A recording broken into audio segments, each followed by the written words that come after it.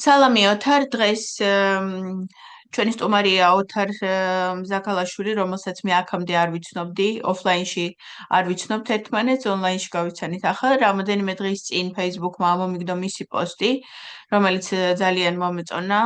ჩარლი კირკს ეხებოდა და მემარცხენეებს. ჩარლი კირკის მკვლელობის გამო დაწერილი პოსტი იყო, მისი გამოძახილი. ოთარ, თუ შეიძლება წავიკითხავ ამ პოსტს და მერე დავიწყოთ მასზე საუბარი და ზოგადად ამ თემაზე საუბარი პრობლემაზე. Okay.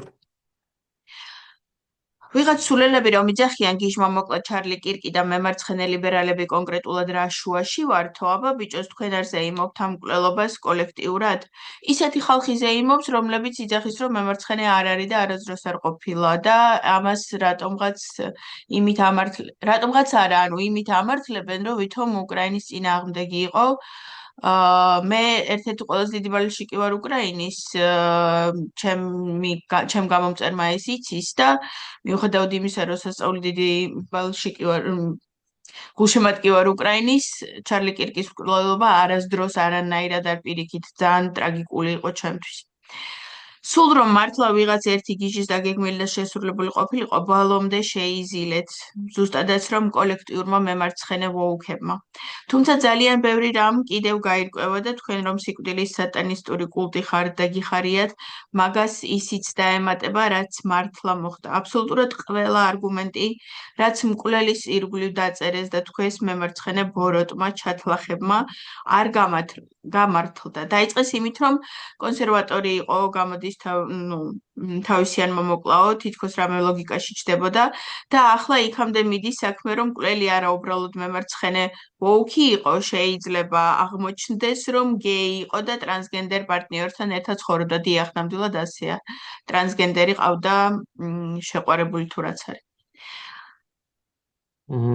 ხო და სანამ ვინმე ხმას ამოიღებთ, რომ იჟაიდან იჩი იქიდან რომ წლები გადის, რაც თქვენ კაცჭამია ბუნების შესწავლა გვიწევს და ინტუიცია გაგვივითარდა თქვენი ქმედებებისა და აზროვნების გაშიფრვაში, თქვენი კომუნისტით დედა შევეცი, თქვენი ხალხი ხართ, ვინც იკეთის სახელით ყელს გამოღარდნავთ ნებისმიერს, ვინც თუნდაც სიტყვიერად შეგიწინააღმდეგებათ, მადლობა ღმერთს, საქმე იქეთ მიდის, რომ ჩარლი კირკის მკვლელობა აღმოჩნდება თქვენი ყველაზე დიდი კოშმარი. ამას ვერასოდეს ჩამოირეცხავთ, მემარცხენეობა ძალიან უნდა ტეხავდეს და ძალიან მალე იქნება ეს პროცესიც დაიწყო. ოღონდ შენ რაღაცას ახლა ჯადოქრობ და ეკრანზე რაღაცას არის. ეს რატო დააყენე ორი ელისო ახლა? ბოდიში, ცალკე ეკრანზე ის მქონდა და ეხლავე გავთიშავ. Sorry. ხო, აი ასე იყოს. წავიკითხე პოსტი და გადავიდეთ. ანუ შენ აქ წერ რომ მემარცხენეებს დიდი ხანი სწავლობ, ასე თქვათ, მათ ქცევა ბუნებას. ამაში რას გულისხმობ? ხო, ну ზოგადად მემარცხენეები მემარცხენეობა ზოგადად დიდი პრობლემაა. ახლა შენ თქვი რატო და მე ვიტყვი რატო? ხო, ну ხო არის ახლა ეგეთი გამოთქმა, რომ ახალგაზრდობაში მემარცხენე თუ არ ყოფილხარ გული არ ქონიაო და მერეო კიდე თუ არ შეიცვალე, მერე ჭკუ არ ქონიაო რა და არ ვეთანხმებ მაგას. ხო, ანუ შეიძლება ახალგაზრდობაშიც არ უნდა იყო. ხო, შეიძლება ანუ გულისხმობ იმას, რომ გასაგებია, რომ შეიძლება რაღაცა განათლება არ ქონდეს რაღაცა არ ვიცი, ზოგადად ხო გამოუცდელი ადამიანი სავსებით შესაძლებელია, რომ მემარცხენე იდეოლოგიის, ასე ვთქვათ, ტვინის გამორეცხვის, ასე ვთქვათ, პროდუქტი გახდეს.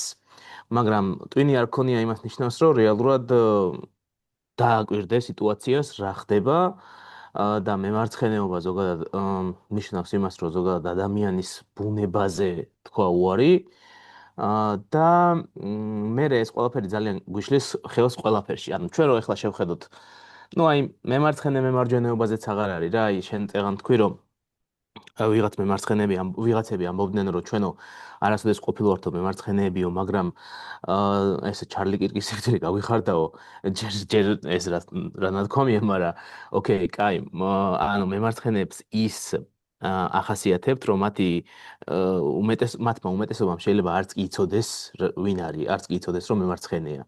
ანუ თვითონაც არ იცის რომ მემარცხენეა და მემარცხენე და სოციალისტი შეიძლება იყოს, იმიტომ რომ არ იცის რას ნიშნავს მემარცხენეობა ზოგადად რა.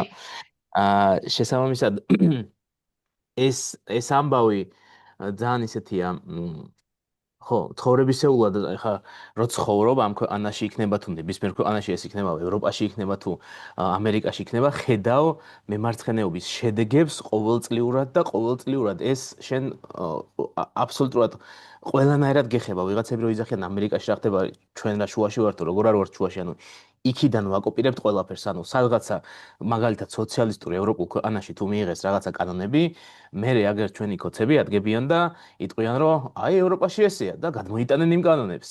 მე წავლენ და ამერიკაში ესეა და გადმოიტანენ იმ კანონებს და ანუ ევროპაში ესე და ამერიკაში ესეა არგუმენტი, ანუ სამწუხაროდ ჩვენთან იმისე კი არ ირჩევა რომ ეს მემარცხენე და ეს სოციალისტური ქმედება და სოციალისტური კანონია, არამედ ისე რომ სოციალიზმი არ გუჭირდება და ამიტომ ეს კანონი არ გვინდა და სხვა კანონები ვნახოთ ეგრე ხო?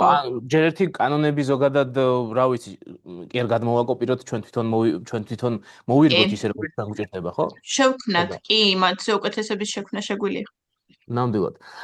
და შესაბამისად ჩვენი რეალობიდან გამომდინარე. შესაბამისად ხო, ეს ყველაფერი გვეხება ჩვენ, თუ სადმე მემარცხენე ძალები მძლავრობენ და განსაკუთრებით ბოლო 10-15 წელია ეს დასავლურ ცივილიზაციას ძალიან მძლავრად ეხება, ეს ყველაფერი ჩვენც პირდაპირ გვეხება, ოღონდ არა ანუ იმის თქმა არასწორი იქნება, რომ მაგალითად აი ქოცები იქაურ მემარცხენე იდეოლოგიას იღებენ და მე აქ ასრულებენ და ამის გამო ჩვენ გვექნება პრობლემები. არა. ქოცები იქაურ მემარცხენე იდეოლოგიის ლობირების შედეგად მიღებულ კანონებს აქეთ რო გადმოწერენ, მე ამას იყენებენ იმისთვის, რომ რეპრესიები გაატარონ ზოგადად მთელ საზოგადოებაზე. ეს არის არც ქოცები არ არიან, არც მემარცხენეები და არც მემარჯვენეები, უბრალოდ ინიციატივა ტიპები არიან, რომლებსაც უხარიათ ისეთი კანონები, რომელიც რაღაცას ზღუდავს. ხო, აი შეზღუდვაც კი არის არა იმიტომ რომ რაღაც იდეოლოგიიდან გამომდინარე და რაღაცა იმას კი არ არჩევენ რა არის სწორი და არასწორი, არამედ მათ გავლენ მათ ამაგრებს, ხო, იმაგრებენ საკუთარ ძალაუფლებას. კი, ამისთვის იყენებს ყოველთვის ყველანაირად. მათ შორის ამ ყველაფერზე აი მაგალითად პარლამენტში არსებობდა და ახლაც არსებობს მე მგონი გენდერის რაღაცა საბჭო თუ რაღაცა და ანუ ქოცები მთელი რაღაცა წლების განმავლობაში ამ გენდერის საბჭოთი ძალიან ტრაბახობდნენ და ნუ აი როგორი დასავლეთელები არიან და როგორი ევროპელები არიან. და კვოტები, ქალების კვოტები რომ მიიღეს და კიდე რაღაცა ათასდება. ხო, შესაბამისად ხო, აი ეს მემარცხენეობა ასე გვეხება ჩვენ, როგორ პირველ რიგში, მაგრამ ისე ზოგადად ადამიანებში იმის განცდა რომ თავრობა უნდა წყვეტდეს თუ როგორ უნდა იცხოვროს თითოეულმა ადამიანმა და აქედან მოდის ყველა მთელი ბოროტება. ხო, აი ეს არის მთელი ამბავი და ამის აღქმა არ აქვთ ადამიანებს, ანუ ადამიანებს ამის სჯერათ, რომ ეს სწორია, რომ თავრობა არის რაღაცა ღმერთი, არ ვიცი. მამამარჩენალი, ხო. ხო, როგორც თავრობა გადაწყვეტს, როგორც ბიძინა გადაწყვეტს, როგორც არ ვიცი, ვინც არ უნდა იყოს ბელადი, მიშა გადაწყვეტს იქ ვიღაცა, არ ვიცი, ვინც მოვა იქ თავიანთი, ყველას თავისი ბელადი აქვს. ხო და აი როგორც ეს ბელადები გადაწყვეტენ, აი ასე უნდა მოხდეს ყველაფერი და ნუ იმან თუ გადაწყვეტა უფროსი ის არის და რა ვიცი, იმან თქვა და მორჩა და არავინ არ ფიქრდება რეალურად სად ვართ, როგორ ვართ, რატო ვართ ამ ქვეყანაში, ამ ყველაფერზე არავინ არ ფიქრდება.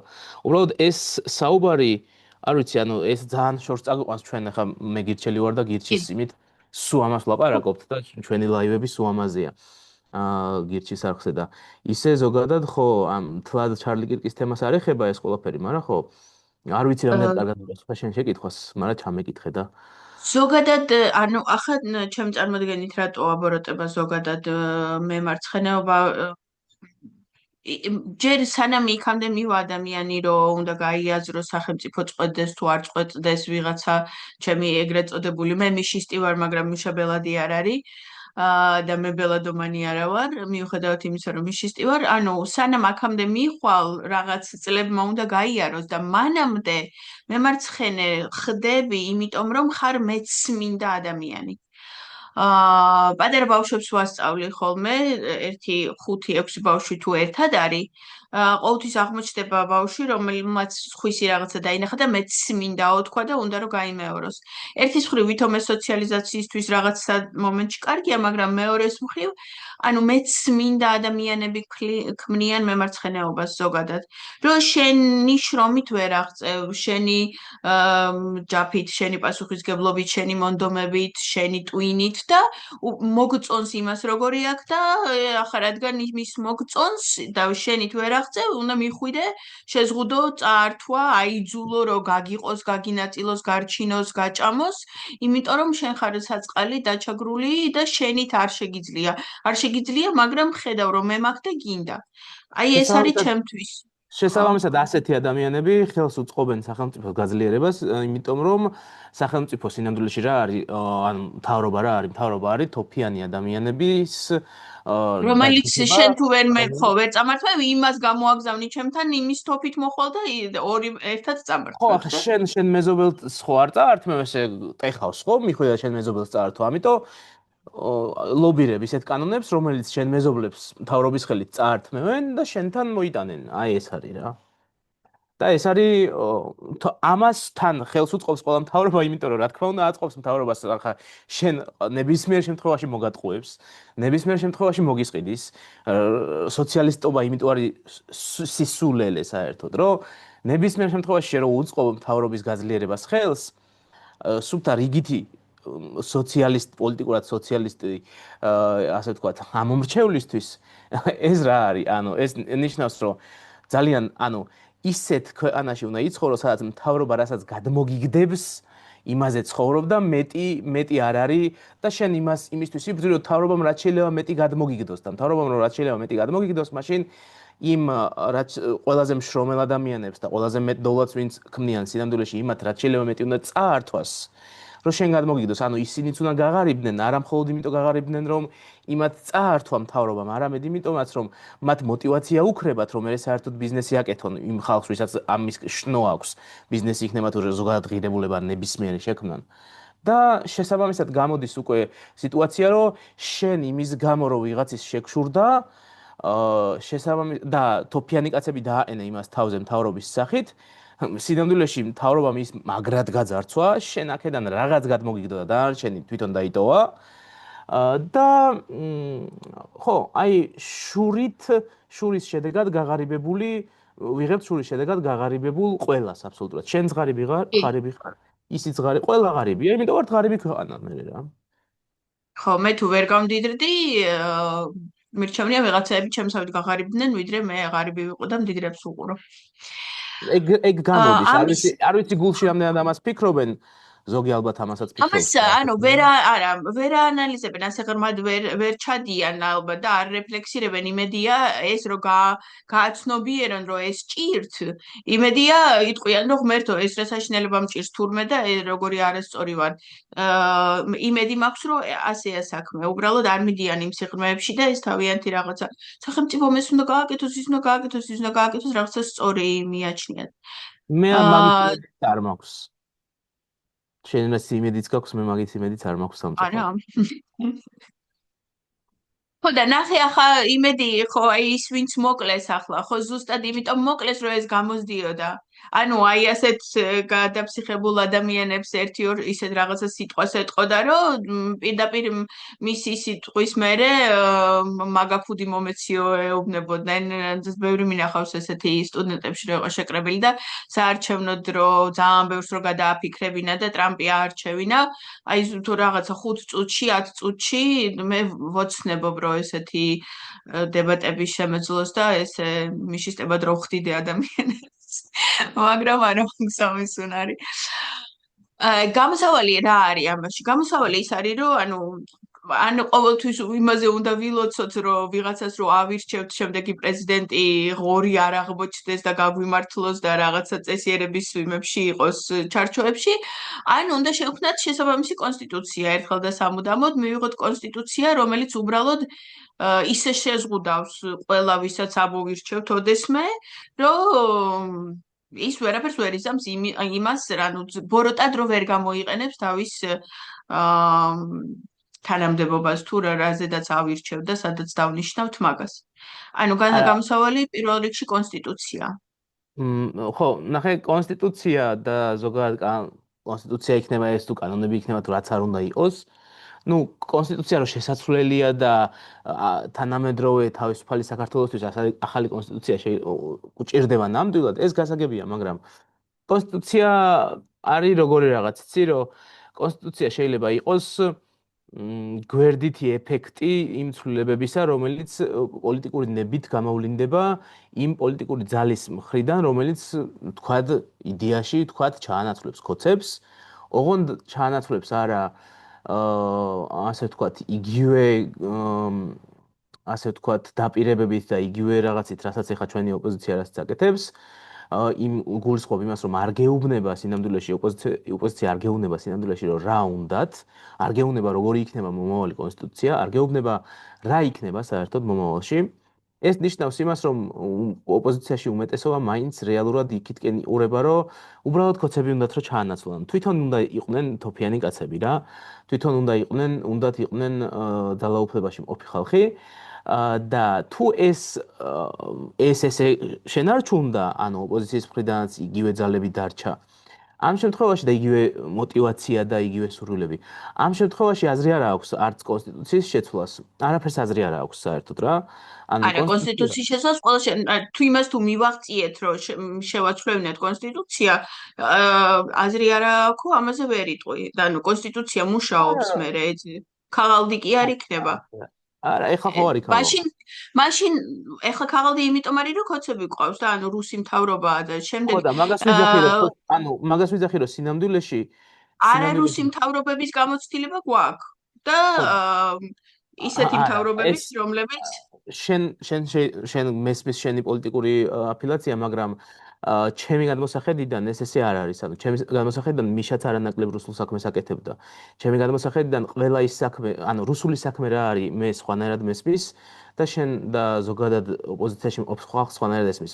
რუსული საქმე ოპოზიციაში მყოფ ხალხს ესმის ესე, რომ ბიძინა არის პუტინისგან დასმული და ამიტომ აკეთებს რუსულ საქმეს და პუტინისგან დასმული კაცის საქმე არ შეიძლება იყოს კარგი. ასე ესმის ყველას. მაგრამ მე სხვანაირად მესმის ეს ყველაფერი. ბიძინა ვისი დასმულიც არ უნდა იყოს და მიშა ვისი თავისით მოსული თუ როგორიც არ უნდა ყოფილიყო, რა საქმეებს აკეთებდნენ ორივე, ბიძინაც და მიშაც. ორივე აკეთებდა რუსულს, ორივე დღემდე ბიძინაც აკეთებს რუსულ საქმეს და მიშაც რა მხრივ მიშას რუსული საქმეში რას გულისხმობ? მიშა როგორ აკეთებს? გეტყვი ხლავე. ანუ მიშას დროსაც იყო ზუსტად იგივენაირი პრობლემები ადამიანების თავისუფლების შეზღუდვის და ზოგადად მთავრობის და სახელმწიფოს მხრიდან ადამიანებზე ძალადობის და სახელმწიფოს ძალაუფლების ზრდის და ზოგადად სახელმწიფოს ზომის ზრდის და ადამიანების ძარცვის იმის მიუხედავად, რომ ადამიანების ძარცვაში კოცებმა შეიძლება გადაუჯოկრეს ძალიან ბევრჯერ მიშას. ამის მიუხედავად მიშა ამაში ნამდვილად არ არის პირნათელი. და მიშას მთავრობა ნამდვილად არ არიან პირნათელი ამ ყველაფერში. ადამიანების ძარცვაში თუნდაც გადასახადების წინააღმდეგ გულისხმობ, თუნდაც ლარის კურსს გულისხმობ. გადასახადები ძალიან შემცირებული იყო და ძალიან დემოკრატიული და ძალიან ლაითი გადასახადები ქონდა. საერთოდ ბენდუქიძის დამსახურებით მე რა ანუ ბენდუქიძე ვინ დანიშნა იქ სადაც ბენდუქიძემ ამას გაკეთება შეძლო მაგას ვიძახი ანუ მიშამ დანიშნა შესაბამით მიშას დამსახურებით არა არ გეკამათები მიშას მაგ წვლილზე პირიქით არ გეკამათები პირიქით ანუ ბენდუქიძე ბიზნესის უსაშინლესი გამარტივება არც ერთ დღემდე ანუ კოცებმა როგორ გააფუჭეს ყველაფერი საშინლად გააფუჭეს ყველაფერი მიუხედავად იმისა ბიზნესი ჯერ კიდევ ბევრად უფრო მარტივია ჩვენთან დაიწყო და აკეთო ვიდრე სადმე სხვაგან სანამ მიშა საერთოდ მსოფლიოში სანამ მიშა ბენდუქიძეს უჯერებდა მანამდე ნებისმიერ შემთხვევაში ეკონომიკური თვალსაზრისით მაინც ძალიან წინ მივდიოდით. როგორც კი ბენდუქიძე გვერდზე გაწიეს და ჩამოაშორეს პოლიტიკას ისას დროს ბენდუქიძე გვერდზე არ გაუწევიათ და ბენდუქიძის შემოტანილი ცვლილებები და რეფორმები არასდროს არ გაუფუჭებია და ხელი არასდროს არ უხლიათ მიშას მთავრობას ბენდუქიძეზე. ბენდუქიძეს ჰქონდა ჩვეულებრივი კონკრეტული კარგი, ახლა ძალიან დიდი არაჭკვიანობა იმაზე ლაპარაკი მიშამ რა დააშავა, როდესაც საშინელებებს აკეთებენ ხოცები. ამიტომ ხო დამაცლი გაგიხსნი რას კონსტიტუცია თუ დამაცლი აგიხსნი.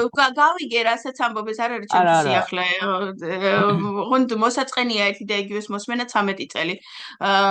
საშინელ მძღერნერში ვართ 13 წელი და როდესაც მეუნებიან რომ მაშინ არანაკლებში ვიყავით მიშას დროს და გავდაო ამასო ეს არა. არანაკლებში ვიყავით მიშას დროს, მაგალითად მიშას დროს მე რომ იმ ანუ მე და ჩემი პარტიელები ციხეში ვიქნებოდით. შესაბამისად ანუ მე ვაიმე ტყუილი, არავინ არ იყო მიშას დროს პოლიტიკურად ციხეში არავინ არ იყო. მაშინ ბიძინა არ იარსებებდა მიშას დროს პოლიტიკურად რომ ვინმე ციხეში ყოფილიყო. კიდე კითხო. ბიძინას პასპორტი მისცეს, იმიტომ რომ პოლიტიკაში მიეღო მონაწილეობა, უპასპორტო იყო მანამდე. ბიძინა მაგან გააჩინა, რომ მიშას ქმედებმა გააჩინა ბიძინას ვინ იყო მიშას დროს პოლიტიკური ნიშნით ციხეში? კონკრეტულად მითხარი. პოლიტიკური ნიშნით როგორ ანუ რა შუაშია პოლიტიკური ნიშნით მიშას დროს ახლა შენ იცახი რომ შენ როგორც გირჩი მიშას დროს ციხეში იქნებოდიო და მიშას დროს ვინ იყო არა მიპასუხე არა მიპასუხე შენ ამბობ რომ მიშა პოლიტიკური ნიშნით ხალხს ციხეში სვამდა ვინ იჯდა მიშას დროს პოლიტიკური ნიშნით ციხეში ანუ არ მინდა ამ კითხვაზე პასუხი, იმიტომ რომ მე არ მომწონს. არა გაქვს, იმიტომ რომ არა გაქვს. არა, მე შენი ტონი არ მომწონს საერთოდ, არა. არა, როდესაც ამბობენ ასე ზოგადად ყველაფერზე, ანუ მიშას დროს ცუდი იყო, ყოველთვის ლაპარაკობენ ზოგადად და როცა დასვამ კონკრეტულ კითხვას, კონკრეტულ კითხვაზე პასუხი არა აქვს. არა, მომისმინე. შენ არ დამაცადე მე რაც მინდოდა რომ ის ამეხსნა. მე ამაზე რაღაც კონკრეტული თითქოს ჩამჭრელი კითხვა დამისვი და ჩვენ თუ ამ ეს ჩამჭრელი კითხვა ზოგადად ლაპარაკი არ შეიძლება უთო თუ ამბობ რომ მიშას დროს პოლიტიკური ნიშნით ხალხს ციხეში სვამდნენ ანუ მითხარი ვინ ჩასვეს პოლიტიკური ნიშნით მიშას დროს ციხეში თუ ჩვენ ვაპირებთ რომ ესე გავაგრძელოთ მე მგონი ჯობია რომ ახლავე დავასრულოთ ანუ იტყუები ოკეი ვიტყუები ხო ანუ მიშას დროს პოლიტიკურად არავინ ციხეში არ იჯდა და ეს ზოგადი რაღაცა გამონათქვამი არის ის უბრალოდ გჯერა და ანუ პასუხი ამ კითხვაზე არა გაქვს ვინ იჯდა კონკრეტულად პოლიტიკური ნიშნით ციხეში არავინ არ იჯდა მართალი ხარ მართალი ვარ კი არავინ არ იჯდა კაი თუ ვერ აგრძელებ და თუ არ შეგიძლია რომ კონკრეტულ კითხვებზე პასუხი გასვა და ზოგადად არის ლაპარაკო მაშინ არა რაზეც შევიკრიბეთ იმაზე არ მელაპარაკები რაზეც ჩემი აზრი მინდოდა მეთქვა იმაზე ყველა სიტყვა გამართული ჩვენ არ შევკრებულ ვართ იმაზე რომ მიშას რო გავარჩიოთ ხო კიდე ხო ვიცახი ხო ანუ ამაზე არ შევკრებულვარ შენ წახვედი აქით და შენ იცახი რომ მიშას დროს მე ციხეში ვიჯდებოდიო მითხარი ვინ იჯდა პოლიტიკურად მიშას დროს ციხეში ან შევთანხმდეთ იმაზე რომ ეს ტყუილია ან მითხარი ვინ იჯდა ოკეი, არავინ არ იჯდა. კარგი. ოღონდ თუ ამას თუ ასე მატყუარა უნდა დამიძახო, მაშინ მე აღარ მინდა. არა, მატყუარას არ გეცახი, მატყუარა ადამიანი, რომელიც ყოველთვის ყოველს იძახის და კონკრეტულად ეს ტყუილი თქვი ახლა და ანუ მე თქვი ტყუილი ხა და ამის მერე გინდა რომ გავაგრძელოთ ჩვენ საუბარი რა შუაშია. ანუ მე დამიძახე შარტი ტყუილი ახლა, იმედი ყოველთვის არ იტყვი ტყუილს. მე დამიძახე პოდკასტში. სადაც აზრის ჩამოყალიბების საშუალებას არ მაძლევ და როგორ გავაგრძელოთ საუბარი თუ ადგი აზრი გამოთქვი შენ თქვი რომ მე მიშას დროს ციხეში ჩამსვამდენო და ანუ იმიტომ რომ პოლიტიკური ნიშნით ადამიანებს ციხეში სვამდენო მე გეკითხები ვინ ჩასვეს არა მოიყვეთ პოლიტიკური ნიშანი აბა რატო იჯდებოდი ციხეში რა საიდან მოგაქვს რომ მიშას დრო რო ყოფილიყო ციხეში იჯდებოდი საიდან მოგაქვს ეს რატო თქვი ეს გირჩი უბრალოდ ვერ იარსებებდა მიშას დროს რატო ვერ იარსებებდა ძალიან გავს ანუ ლიბერტარიანიზმი ძალიან გავს იმას რასაც წარმოადგენდა მიშას რეფორმები ძალიან გავს ლიბერტარიანიზმს და რანაირად იჯდებოდი ციხეში ხო და მაგას გიხსნი აი თუ დამასწლი აგიხსნი ანუ რეალურად რაც უნდა ბენდუკიძეს, სანამ მიშას უსმენდა, მიშა უსმენდა ბენდუკიძეს, მანამდე ძალიან კარგად მიდიოდა სიტუაცია. ყოველ შემთხვევაში ძალიან დადებითად და ეს ეკონომიკურ ზრდაზეც ძალიან მაგრად დაისახებოდა. მაგრამ მას შემდეგ რაც ბენდუკიძეს არ დასცალდა იმ რეფორმების ბოლომდე გატარება, რაც მას სურდა და ის ჩამოაშორეს რეალურად ისევ შეგეკითხები, რომ რა რეფორმა არ დასცალდა, რომელი რეფორმა არ დასცალდა ბენდუკიძეს? შეგიძლია ნახო, რა ვიცი, გირჩის ნებისმიერი, ასე ვთქვათ, გეგმა, პოლიტიკა და ასე შემდეგ და შემდეგ, რომელიც ძალიან ხშირ შემთხვევაში ერთ-ერთში ემთხვევა ბენდუკიძის სურვილებს და პოლიტიკას და მათ შორის ერთ-ერთი არის პრივატიზაცია. რომელ მომენტში ან რომელ წელს იყო ის, რომ ბენდუკიძემ რაღაცა შემოიტანა, რაღაცა კანონის მიღება უნდოდა, ან რაღაცა წინადადება ჰქონდა და მიშამ უთხრა არა, ამას არ გავაკეთებთო. ხო, დაინახე, ყოველ ჯერზე როცა რაღაცას ვიტყვი, შენ ცდილობ რომ რაღაცა ღრმად წამიყვანო რაღაც ისეთ სიტუაციისკენ, რომ მე ვერ დავასრულო. იმიტომ რომ ზედაპირულად ლაპარაკი ის წინააღმდეგი ვარ. ანუ მინდა რომ ზოგადი ლაპარაკი არ შეიძლება. რატო შევიკრიბეთ გავარჩიოთ მიშას ამბავი თუ მათქმევინო მე აზრი? ნახე შენ ამბობ აზრს, ეს არ არის ბენდუკიძეს ხელს უშლიდაოს, რომ ამბობ უნდა თქვა რაში უშლიდა კონკრეტულად. მაშინ არ თქვა რომ უშლიდა და თუ ამბობ რომ უშლიდა, თქვი რაში უშლიდა. ნუ მაშინ თუ არ უნდა ვთქვა რაც მე მინდა რომ ვთქვა, რატო დამიძახე კაცო, მე ხო იმიტომ დამიძახე რომ მე რაც მინდა ისე დავთქვა. რაში უშლიდა კონკრეტულად ბენდუკიძეს ხელს? ანუ რომელი რეფორმა არ გაატარებინა? ანუ შეიძლება როდის არ გაატარებინა? ხო და შეიძლება რომ ისე ვთქვა ჩემი აზრი, რომ ანუ თუ გინდა მე კითხვები დამისვი, მაგრამ არ გავაწყვეტინო.